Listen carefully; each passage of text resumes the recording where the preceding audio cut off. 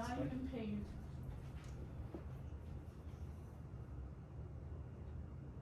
You get home to work on your homework. Start up your computer and see a beautiful, picturesque view of a healthy coral reef.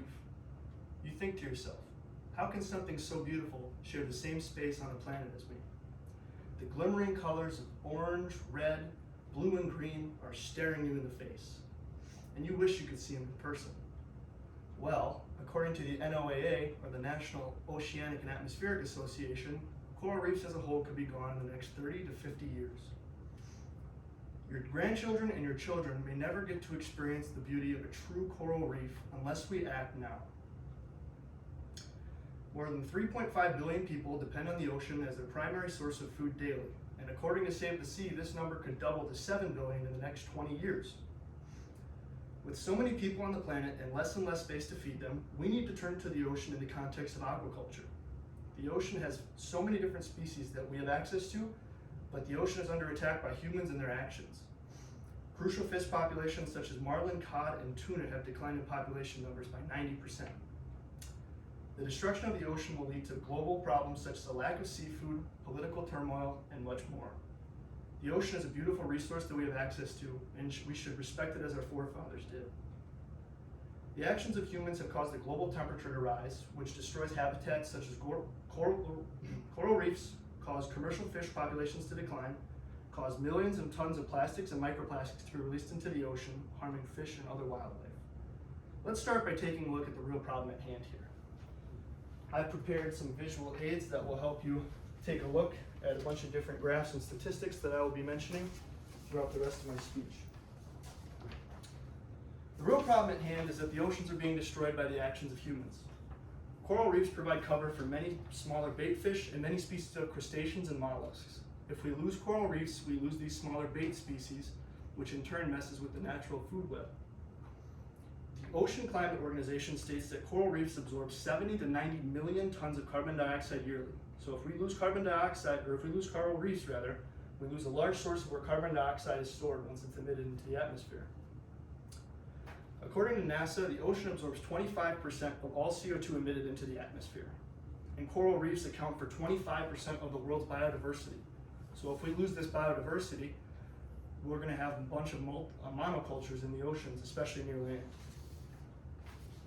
And finally, according to the NOAA, 40% of the ocean's surface is covered in plastic. As seen on the paper I just passed out, the Great Pacific Garbage Patch spans over 1.6 million square kilometers, or the size of 2 states of Texas. This is the biggest garbage or plastic pileup in the ocean, but there are countless other smaller ones across the world. How could so much of this been happening under our nose, and who's responsible for it, you might be asking yourself. Well, I'll tell you who is. Humans are. According to Save the Sea, marlin, cod, and tuna have declined in population numbers by 90%. These 3 fish are the main fish that are taken from the ocean via commercial fishing. As seen on the sheet that I passed around, you can see that over the years, more and more species of commercial fish have been fully fished or overfished. Humans throwing plastics and other non-biodegradable objects in the garbage results in plastic buildup in the ocean as well. When people do not know how to recycle properly, things that they think are going to be repurposed into other items are instead spit out into landfills or the ocean. A lack of boundaries between countries and organizations makes commercial fishing laws tricky to follow. Maritime borders are a hot topic because they're not super easily identifiable. Sometimes there will be a boat commercial fishing in a certain area and then cross over into a different maritime border, which makes things very tricky to follow. And lastly, another cause of all this is the burning of fossil fuels. Burning of fossil fuels causes ocean acidification and increases the global temperature tenfold. As seen on the graph that I just passed out, you can see the global temperature of the oceans rising up very, very, very slowly, but very surely. When the greenhouse gases are trapped into the atmosphere, we're destroying multiple different habitats such as coral reefs, forests, and other terrestrial habitats. We've heard all about the cause and the problem, but what can we do about this? The biggest thing is that we can make changes in our daily lives that will slow the effects of climate change. We can elect lawmakers who are climate conscious and who will further along the process of cleaning our oceans. There are countless lawmakers who are currently running for office who are climate conscious. Our current president, Joe Biden, is very climate conscious and stated in his campaign that he is fighting to stop climate change's advances. Next thing you can do is vote with your dollar and support organizations and businesses that are climate conscious and that are fighting climate change. Organizations such as 4Ocean and the Ocean Cleanup are great examples of this. 4Ocean, for the small price of $20, they pledged to pull a pound of plastic out of the ocean and repurpose it into other bracelets and into other materials. Another thing you can do is reduce your single-use plastic usage. So this means plastic cutlery and plastic straws in particular. There are many different industries that are changing over to bamboo straws, and wooden cutlery, which is a great move in my opinion. Such, for example, Delta Airlines has promised to be carbon neutral by 2050. An airline being carbon neutral is unheard of, and so I think this is a great step in the right direction.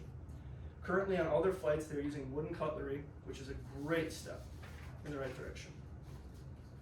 We can all learn how to recycle properly. There are certain items that you would think that you can recycle, but you really cannot. For example, plastic wrap, food-tainted paper plates, and packing peanuts. When we recycle things incorrectly, we risk those items being lost to landfills or the ocean. On the sheet I passed out at the beginning, there's a chart of the top countries that use single-use plastics, and the most is Australia, and close second would be the US. And last but not least, we can buy fish that were raised in aquacultural ways instead of being wild caught. When you buy these fish that were raised in holding tanks, you are not supporting the wild catching of these fish where thousands of other sea animals are caught as bycatch yearly. Learning how we can alleviate this problem is crucial in the process of becoming climate conscious. At the end of the day, the ocean is a resource and is to be used as one instead of an exploit. Although we have brought this upon our oceans, scientists have said that this is preventable and reversible. We can take different precautions in order to prevent our own effects on our oceans, such as limiting our single-use plastics and learning how to recycle properly. Coral reefs have been on this planet to 5,000 to 10,000 years, have been on this planet since then, according to the NOAA. We cannot let these die off during our lifetime. We have a duty to save our resources in these beautiful landscapes for generations to come. This change starts with you. There are a few ways that we as individuals can help the climate crisis, such as not using single-use plastic cutlery, recycling correctly, supporting climate-conscious organizations, boycotting those who are furthering our troubles of climate change, and buying farm-raised fish. However, in order for there to be long-term effects, we need to put lawmakers in place that will put laws in place that will be there for decades to come. These lawmakers are the key to true change and will help us achieve carbon neutrality by 2050. Climate change is a cause that many of us can get behind if we are all on the same page. With more education available to the public, this is a goal that will slowly but surely gain attention. This charge is being led by different organizations, but each of these organizations is made up of people, just like you and me. If you won't listen to me, some random wildlife ecology student, listen to the planet. It's crying out for help. Vote for lawmakers that will make this change a reality and make changes in your everyday life, and together we will win this fight against climate change.